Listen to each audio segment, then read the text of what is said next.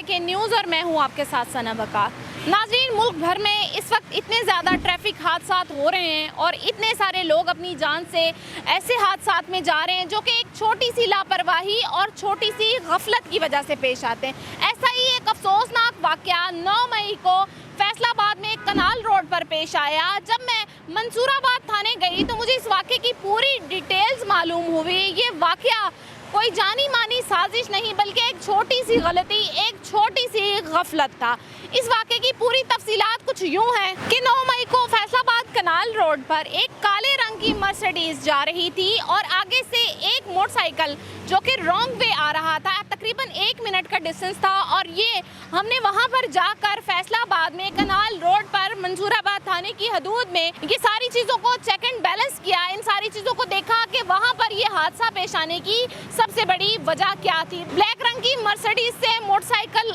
को टक्कर हुई और 3 अफराद जिसमें वारिस अली, उनकी मिसेस सानिया वारिस और उनका बेटा सुबहान वारिस अपनी जान से चले गए। अब सवाल ये उठता है कि रोड पर क्या वो हादसा मर्सिडीज की तेज़ रफ्तारी के बायस पेश आया, उस रोड पर रश कितना होता है और उस रोड पर ट्रैफिक कितनी ज़्यादा होती है। तो हम जब वहाँ गए और उस रोड पर हमने कैमरे की आंख से वो सारा सिनेरियो कैप्चर किया कि किस तरह से लोग वहाँ पर वन वे की खिलाफ वर्जी करते हैं। वहाँ पर कोई वार्डन एहलकार मौजूद नहीं थे, वहाँ पर कोई CCTV कैमरा नहीं था जिससे स्पीड चेक की जा सके, या कोई भी ऐसा जरिया नहीं था कि लोगों में वन वे की खिलाफ वर्जी करने पर कोई खौफ हो कि हमारा कोई चालान होगा या हमें कोई रोकेगा। आप देख सकते हैं कि बेधड़ फैसलाबाद कनाल रोड पर लोग वन वे की खिलाफ वर्जी करते हुए आ रहे हैं और वो हादसा भी इसी तरह से पेश आया कि 1 मिनट की गलत ड्राइव ने एक पूरे ख़ानदान को, माँ, बेटा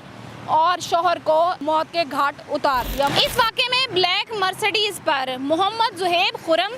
जो कि फ्रंट सीट पर बैठे थे और उनके साथ उनके ड्राइवर अमीर अली गाड़ी ड्राइव कर रहे थे। और ये एक हाईवे रोड है, यहाँ पर तेज़ रफ्तार गाड़ियाँ चलती हैं, मोटरसाइकिल चलती हैं और भारी भरकम ट्रक और ट्राले भी गुजरते हैं। यहाँ पर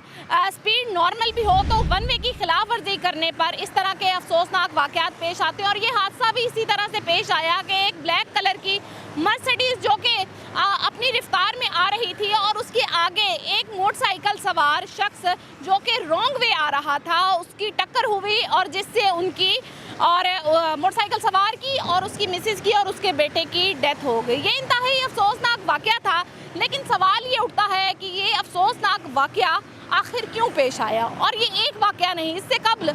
लाहौर में, फैसलाबाद में और भी इस तरह के बहुत सारे वाक़यात पेश हो चुके हैं कि लोग वन वे की खिलाफ वर्जी करते हैं और इस तरह अपनी जानों से हाथ धो बैठते हैं। लेकिन सबसे बड़ा सवालिया निशान है वहाँ के ट्रैफिक कवानीन पर कि वहाँ पर कोई CCTV कैमरा मौजूद नहीं था, वहाँ पर कोई रूल्स नहीं बनाए गए थे ट्रैफिक वार्डन्स की जानिब से, वहाँ पर कोई स्पीड लिमिट मुकर्रर नहीं की गई थी जिसकी वजह से इस सारे रोड पर रॉन्ग वे आने वालों को चेक एंड बैलेंस किया जाए और इस तरह के वाक़यात और हादसात को कम किया जाए। मेरी SHO साहब से मज़ीद बात हुई तो उन्होंने भी बताया, इस बात की तस्दीक की कि वहाँ पर जिस जगह पर यह हादसा पेश आया है कोई CCTV कैमरा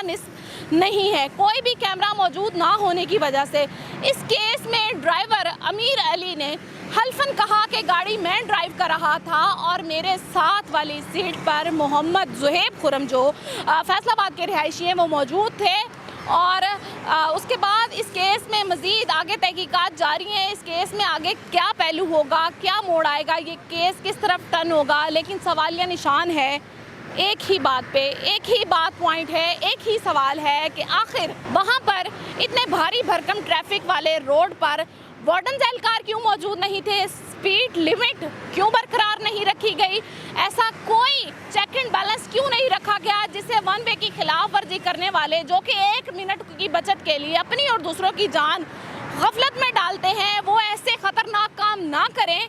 और दूसरों की और अपनी जानों की हिफाजत करें।